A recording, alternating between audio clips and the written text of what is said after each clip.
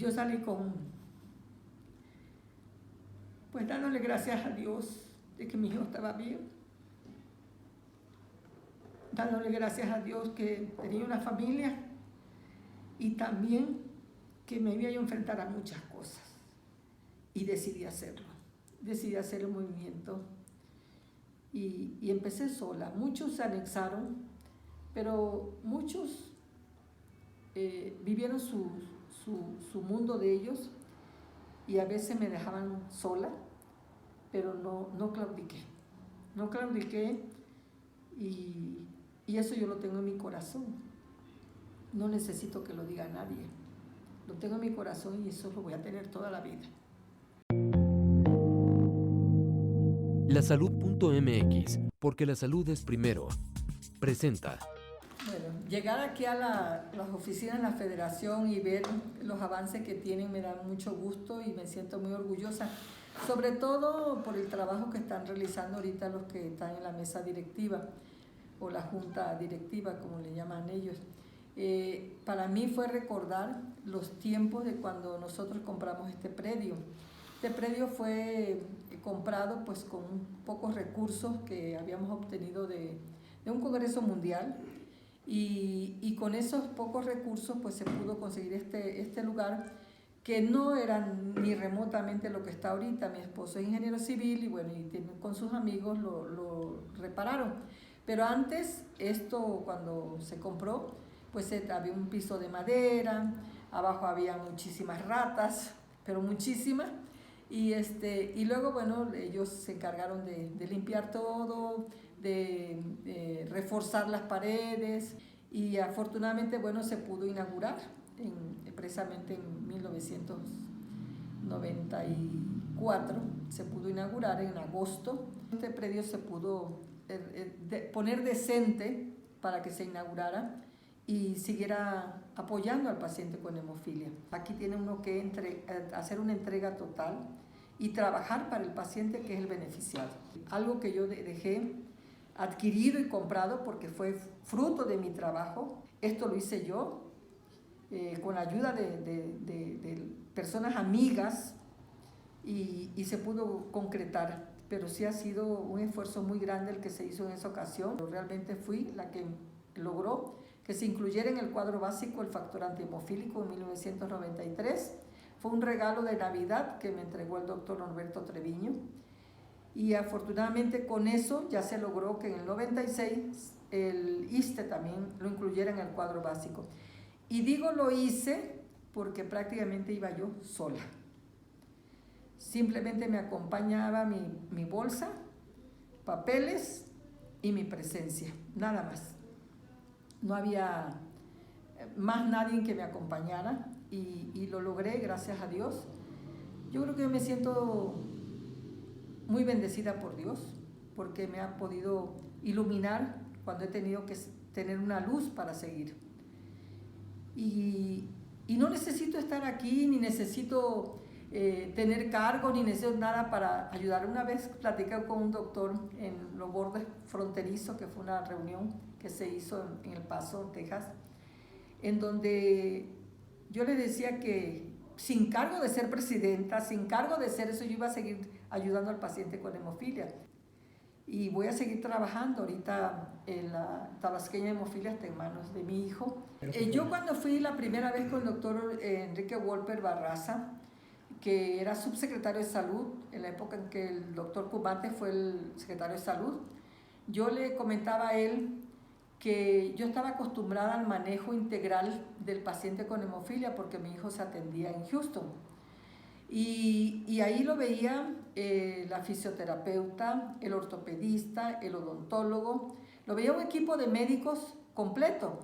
Y aquí nada más todo se originaba nada más en torno al hematólogo. Sí, el eje es el hematólogo, porque él tiene que ver con el odontólogo, tiene que ver con todo, sí, pero es un equipo que todos tienen su criterio propio y tienen que hacer las cosas pues en conjunto.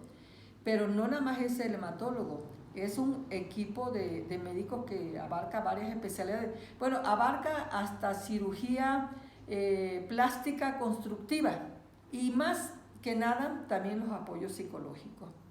Los apoyos psicológicos se tienen abandonados en casi todo el mundo, en todo el mundo. Se necesita mucho apoyo psicológico, pero trabajar con ética y trabajar no con el yo-yo, sino trabajar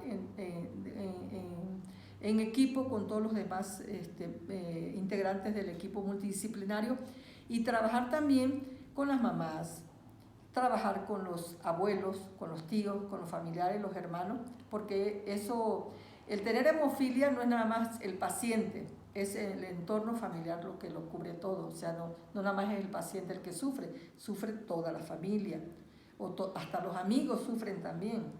Yo me recordaba una amiga hace poco que ella se acordaba de cuando mi hijo estaba muy pequeño y decía, vivíamos en la zozobra.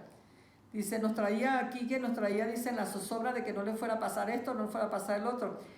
Y le digo, ¿a poco así lo considerabas? Y dice, sí, lo consideramos parte de nosotros. Entonces también los amigos están en torno a ellos. Creo mucho en Dios, en su gran poder. Y yo creo que me puso por alguna razón nació mi hijo, por alguna razón decidimos hacer todo esto. Afortunadamente yo no tenía necesidad con mi hijo, pero bueno, las circunstancias me llevaron a hacerlo y se logró. A mí me hizo una trampa una doctora en el Instituto Nacional de Pediatría, donde se atendía a mi hijo. Yo vivía la hemofilia como muchos la viven en forma egoísta, solo mi hijo y nada más yo. Pero en los largos años que yo tenía de estar yendo al instituto, nunca me había tocado con otros niños con hemofilia. Entonces ese día la doctora me tendió una trampa. Porque yo llegaba al hospital y era yo la primerita en pasar, pero ese día me atrasó ella a propósito. Y me atrasó tanto que me tocó ver con los pacientes con hemofilia y yo vi que había mamás que se recurría a la lágrima, otro niño que usaba muleta, otro que iba en silla de ruedas. Y yo volteaba a ver a mi hijo y yo lo veía diferente porque mi hijo está muy bien. Y le digo, ¿pero su hijo tiene hemofilia? Sí, sí tiene hemofilia, ¿pero por qué está así? Y pues es que eso, así es la hemofilia. Y cuando eso también, si le golpean la cabeza, se pueden morir. Entonces esa resignación que tenía alguna mamá me hizo preguntarle a la doctora, ya cuando me pasó a consulta, doctora, ¿por qué la hemofilia en esos niños está así? Dice, porque no todos son María Luisa y Eugenio, que pudieron sacar a Jorge Enrique. Dice, adelante, hay carencias, señora. Nuestro país es muy pobre en el tratamiento del paciente con hemofilia. Le digo, ¿pero qué le ponen entonces aquí a los niños? Y me dice, se le ponen plasma, sangre total o crioprecipitado. Yo cuando empecé yo decía que necesitaba yo muchos cerillos iluminados que me ayudaran a lograr la sonrisa de un niño.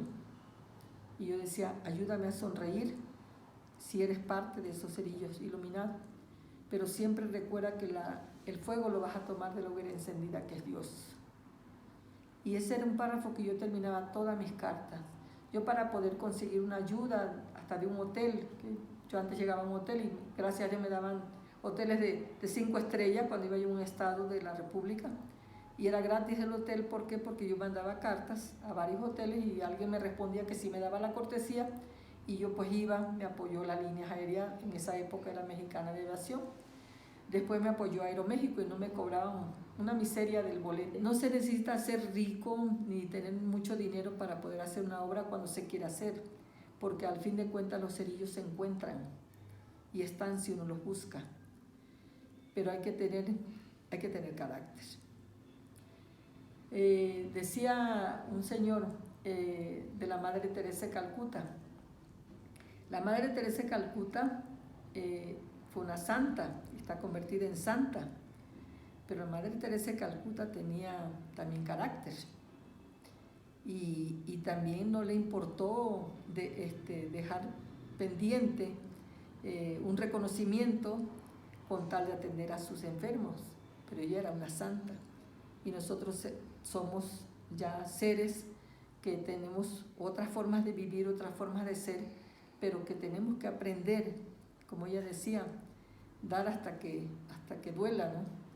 Y así tenemos que aprender de todos esos grandes hombres o grandes mujeres que nos dejaron una enseñanza en la vida. el Congreso Mundial lo íbamos a pelear la sede para México y la sede se ganó, pero la quería hacer un grupo de médicos que bueno, que ellos con sus razones, ellos querían hacerlo y tener en segundo lugar a la federación.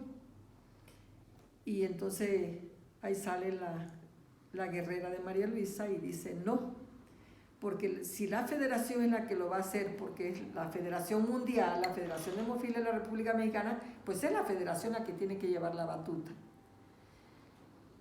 Y lo gana la Federación de Hemofilia de la República Mexicana, gana la sede en el 94.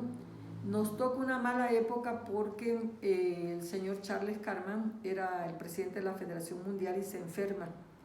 Él muere con VIH y nos quedamos solos prácticamente. Él vino al Congreso, pero ya vino muy enfermo y desgraciadamente nos dejan solos y me queda el paquete.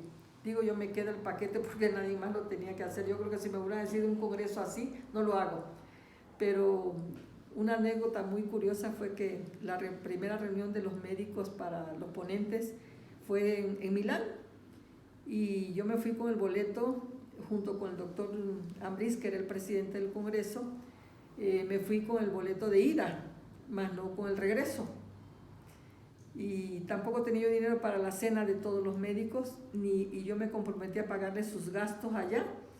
Y yo decía, pues ¿cómo le voy a hacer? Pero Dios no me deja sola, encontré un patrocinador y se encargó de ir a dejar su tarjeta de inmediato al hotel. Y yo quiero ya dedicarme un poquito más a mí, quiero dedicarme más a mi pintura, quiero dedicarme más a hacer los obsequios para los médicos, que me encanta pintar para ellos, porque les debo muchísimo. Los médicos han sido para mí los grandes aliados. Sin los médicos yo no hubiese podido avanzar, porque son ellos los que dan el tratamiento y son ellos los que me ayudan a mí también a sostenerme. Y en Tabasqueña Hemofilia la mayoría de la junta directiva son médicos. Por ahí alguien dijo, un paciente dijo que yo prefería a los médicos. No es que los prefiera, es que son la entrada y el que maneja al paciente es el médico. Y bueno, puede estar conformada la federación o la asociación, puede estar teniendo un tesorero que sea un paciente, puede ser el presidente, puede ser un paciente, una mamá o alguien, pero tiene que estar detrás un equipo de médicos bien conformado, bien integrado. Lasalud.mx